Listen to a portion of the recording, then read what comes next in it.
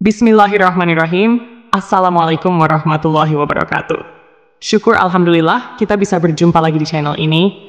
Sholawat dan salam selalu dan tetap tercurahkan kepada junjungan kita Nabi besar Muhammad Shallallahu Alaihi Wasallam. Allahumma sholli ala Sayyidina Muhammad. Harapan dan doa saya, semoga saudaraku semuanya selalu diberikan kesehatan, dilapangkan rezekinya, diampuni dosa-dosanya, dan dipanjangkan umurnya. Amin ya Rabbal Alamin. Sahabat beriman yang dirahmati Allah, dalam 5 rukun Islam, salat adalah rukun pertama yang wajib dikerjakan. Ibadah salat juga merupakan tiang agama. Salat adalah kewajiban bagi setiap umat Islam sebagai bukti kecintaan kita kepada Allah. Ada 5 waktu salat wajib yang tidak boleh ditinggalkan, yaitu salat subuh, zuhur, asar, maghrib, dan isya. Jika ditinggalkan, maka akan mendapatkan dosa besar. Meskipun berada dalam kondisi yang tidak memungkinkan, salat adalah hal yang wajib dikerjakan. Meskipun tidak bisa berdiri, maka dibolehkan untuk duduk. Jika tidak bisa duduk, maka diperbolehkan berbaring, bahkan bisa dikerjakan dengan hati. Karena itu, sangatlah tidak logis apabila seseorang mengaku beriman kepada Allah, namun meninggalkan ibadah yang berfungsi sebagai tiang agama.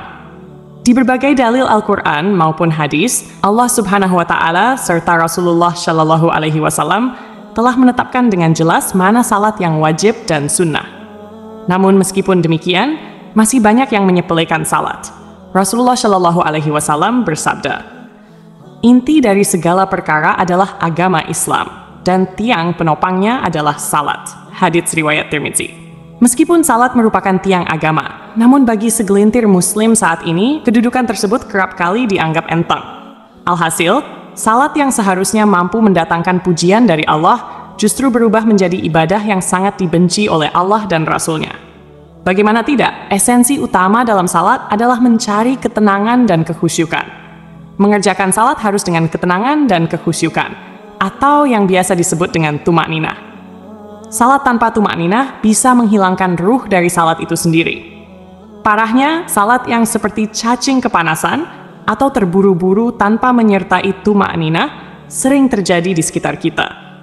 Ada hadis yang perlu kita ketahui, di mana Rasulullah pernah mengibaratkan orang yang salat tanpa tumakninah sama dengan kejahatan seperti seorang pencuri. Rasulullah Shallallahu Alaihi Wasallam bersabda, "Sejahat-jahat pencuri adalah orang yang mencuri dari salatnya." Para sahabat bertanya, "Wahai Rasulullah, bagaimana dia mencuri dari salatnya?" Beliau menjawab, "Orang yang tidak menyempurnakan rukuk dan sujudnya." Hadits riwayat Ahmad. Kondisi yang dijelaskan dari hadis ini ternyata berangkat dari pengalaman Rasulullah bersama para sahabat. Hari itu, setelah Rasul selesai salat berjamaah, tiba-tiba seorang laki-laki masuk ke dalam masjid dan langsung mengerjakan salat sendirian. Anehnya, ketika salat, laki-laki itu melakukan gerakan rukuk dan sujud tanpa disertai jeda. Melihat hal itu, Rasulullah kemudian berkata di hadapan sahabatnya, "Apakah kalian menyaksikan gerakan salat laki-laki tersebut? Barang siapa yang semasa hidup melakukan salat seperti itu, maka dia meninggal tidak dalam keadaan Islam." Tak berhenti sampai di situ, di hadapan para sahabatnya, Rasul juga mengatakan bahwa model ibadah seperti itu ibarat burung gagak yang sedang mematuk darah, atau seperti orang lapar yang hanya makan sebutir atau 2 butir biji kurma tanpa pernah merasakan kekenyangan. Dalam buku Agar Sholatmu Makin Khusyuk, karya Syekh Muhammad Sholeh Al-Munajid, dijelaskan bahwa salah satu dosa orang yang mengerjakan salat adalah tidak memperhatikan rukun salat, yaitu tumakninah. Memang, tidak ada yang bisa menyangkal bahwa perkara diterima atau tidaknya suatu amalan hanyalah ketentuan Allah Subhanahu wa Ta'ala. Tetapi, sebagai umat muslim, kita juga harus mengetahui bahwa ibadah-ibadah yang telah ditetapkan rukunnya tak bisa diubah atau dilanggar. Oleh sebab itu, dalam salat pun tidak boleh sembarangan menunaikannya. Ada cara dan tuntunan yang harus sesuai dengan ajaran Nabi Muhammad Shallallahu Alaihi Wasallam. Dalam suatu hadis, Rasulullah Shallallahu Alaihi Wasallam bersabda, "Sesungguhnya, pertama kali yang dihisab atau diminta pertanggungjawaban dari segenap amalan seorang hamba di hari kiamat kelak adalah salatnya. Bila salatnya baik, maka beruntunglah dia. Namun, bila mana salatnya rusak, sungguh kerugian akan menimpanya." Rajin menjalankan salat tentu merupakan hal yang sangat baik dan mulia, namun tidak serta-merta menjamin seseorang menjadi hamba yang dekat dengan Allah Subhanahu wa Ta'ala. Lalu, Siapakah orang-orang yang rajin salat, namun justru jauh dari Allah? Dan seperti apa ciri-cirinya?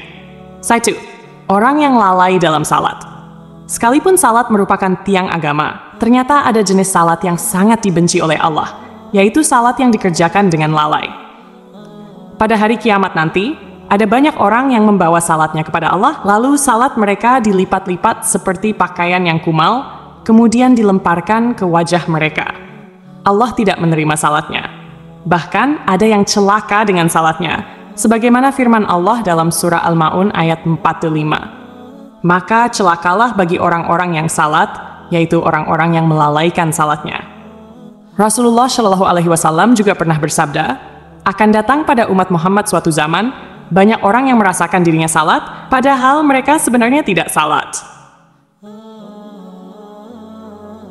Perintah salat adalah untuk mengingat Allah Subhanahu wa Ta'ala, sebagaimana disebutkan dalam surah An-Nisa ayat 43, sehingga kamu mengetahui apa yang kamu ucapkan. Yang dimaksud lalai adalah tidak mengetahui maksud apa yang dibaca dan dikerjakan dalam salat, atau tidak memperhatikan syarat, rukun, dan ketentuan-ketentuan lainnya. Akibatnya, yang diperoleh hanyalah kelelahan tanpa pahala. Rasulullah Shallallahu Alaihi Wasallam bersabda, berapa banyak orang yang salat, keuntungan yang diperoleh hanyalah payah dan letih. Salat seperti ini tidak akan menambah dekat kepada Allah, bahkan bisa menjauhkan. Rasulullah menegaskan, barang siapa yang salatnya tidak dapat mencegah perbuatan keji dan mungkar, maka tiada bertambah baginya kecuali semakin jauh dari Allah. Orang yang suka menggunjing orang lain. Allah Subhanahu wa Ta'ala berfirman dalam surah Al-Mudaththir ayat 42-48. Apakah yang memasukkan kalian ke dalam neraka sakar?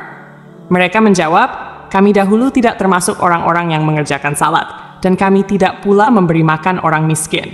Kami juga suka membicarakan hal yang batil bersama orang-orang yang membicarakannya, dan kami mendustakan hari pembalasan hingga datang kepada kami kematian. Dalam ayat ini, salah satu penyebab seseorang masuk neraka adalah suka membicarakan kejelekan orang lain. Orang yang salat, namun suka membicarakan aib orang lain, akan ditempatkan di neraka sakar. Allah melarang perbuatan ini, sebagaimana firman-Nya dalam surah Al-Hujurat ayat 12. Wahai orang-orang yang beriman, jauhilah banyak dari prasangka, karena sebagian prasangka itu dosa. Janganlah mencari-cari kesalahan orang lain, dan janganlah menggunjing satu sama lain. Adakah seseorang di antara kalian yang suka memakan daging saudaranya yang sudah mati? Maka tentulah kalian merasa jijik kepadanya. Bertakwalah kepada Allah, sesungguhnya Allah Maha Penerima Taubat lagi Maha Penyayang. 3. Orang yang acuh pada sesama. Allah Subhanahu wa Ta'ala berfirman, sesungguhnya aku hanya akan menerima salat orang-orang yang merendahkan dirinya karena kebesaranku, menahan dirinya dari hawa nafsu karena aku, dan mengisi sebagian waktu mereka untuk mengingatku. Orang yang acuh pada sesama, tidak peduli terhadap kebutuhan orang lain, atau hanya fokus pada dirinya sendiri, menunjukkan bahwa esensi salat belum diterapkan dalam kehidupannya. Salat seharusnya mendidik manusia untuk lebih peduli, merendah hati, dan berbuat kebaikan kepada sesama. Siangnya untuk berzikir kepadaku, melazimkan hatinya untuk takut kepadaku, tidak sombong terhadap makhlukku, memberikan makan kepada orang yang lapar, memberikan pakaian kepada orang yang telanjang, menyayangi orang yang terkena musibah, serta memberikan perlindungan kepada orang yang terasing. Kelak, cahaya orang itu akan bersinar seperti cahaya matahari. Aku akan berikan cahaya ketika dia dalam kegelapan, aku akan berikan ilmu ketika dia tidak tahu. Aku akan lindungi dia dengan kebesaranku, dan aku akan suruh malaikat menjaga dirinya. Jika dia berdoa kepadaku, aku akan segera menjawabnya. Dan jika dia meminta kepadaku, aku akan segera memenuhi permintaannya. Perumpamaannya di hadapanku adalah seperti perumpamaan surga Firdaus. Dalam hadis yang lain, Rasulullah Shallallahu Alaihi Wasallam menyebutkan bahwa salah satu cara mendekatkan diri kepada Allah adalah bersifat dermawan dan senang membantu orang lain, terutama kepada mereka yang sedang kesulitan. Rasulullah Shallallahu Alaihi Wasallam bersabda, orang yang dermawan dekat dengan Allah, dekat dengan manusia, dan dekat dengan surga. Sedangkan orang yang bakhil atau pelit jauh dari Allah, jauh dari manusia, dan dekat dengan neraka. Orang yang dermawan, insya Allah, akan menemukan kenikmatan di dalam salatnya. Ia akan memperoleh kenikmatan tersebut karena dijaga oleh para malaikat, diberi cahaya dalam kegelapan, dan diberi ilmu secara langsung oleh Allah yang masuk ke dalam hati sanubarinya. Orang yang ria. Sebab pertama yang mampu menjerumuskan seorang ahli ibadah sehingga mendapatkan azab, bahkan menjadi penghuni neraka, adalah sifat ria. Hal ini terjadi apabila semua amal saleh yang dilakukan di dunia bukan untuk mencari ridha Allah, melainkan untuk pamer dan mengharap pujian dari manusia. Allah Subhanahu wa Ta'ala berfirman, "Sesungguhnya orang-orang munafik itu menipu Allah, dan Allah akan membalas tipuan mereka. Apabila mereka berdiri untuk salat, mereka berdiri dengan malas. Mereka bermaksud ria dengan salat di hadapan manusia, dan tidaklah mereka menyebut Allah kecuali sedikit sekali." An-Nisa. Oleh karena itu, sebaik-baiknya amalan adalah amalan yang dilakukan dengan ikhlas, murni lillahi ta'ala, hanya demi Allah. Cukuplah kita berharap kepada ridha dan balasan darinya, karena Allah Subhanahu wa Ta'ala adalah seadil-adilnya pemberi balasan. Menjaga hati dan niat merupakan hal yang harus kita perhatikan agar semua amalan tidak berujung sia-sia atau menjadi ria kepada sesama. Orang yang suka berdusta adalah salah satu dosa besar yang diancam dengan siksa pedih di akhirat kelak. Di zaman sekarang, kebohongan tampaknya sudah menjadi kebiasaan di masyarakat. Padahal, sekecil apapun kebohongan tetap dianggap dosa besar. Meskipun seseorang rajin salat dan beribadah, jika lisannya suka berbohong, maka salat dan ibadahnya akan sia-sia. Kebohongan akan menghapus amal-amalnya.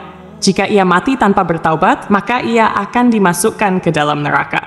Allah Subhanahu wa Ta'ala berfirman, "Sesungguhnya yang mengada-adakan kebohongan hanyalah orang-orang yang tidak beriman kepada ayat-ayat Allah, dan mereka itulah orang-orang pendusta." Berenah Suta, berbohong adalah salah satu ciri dari golongan orang-orang munafik. Oleh karena itu, kita sebagai umat Islam wajib menjauhi tindakan dusta, karena hal itu dapat menyengsarakan kita di dunia maupun di akhirat. Semoga kita termasuk golongan orang-orang yang rajin salat dan dekat dengan Allah Subhanahu wa Ta'ala, sehingga kita mendapatkan ridhanya dan menetap di surganya kelak. Amin ya Rabbal Alamin. Demikian yang bisa saya bagikan, semoga bermanfaat untuk kita semua. Wassalamualaikum warahmatullahi wabarakatuh.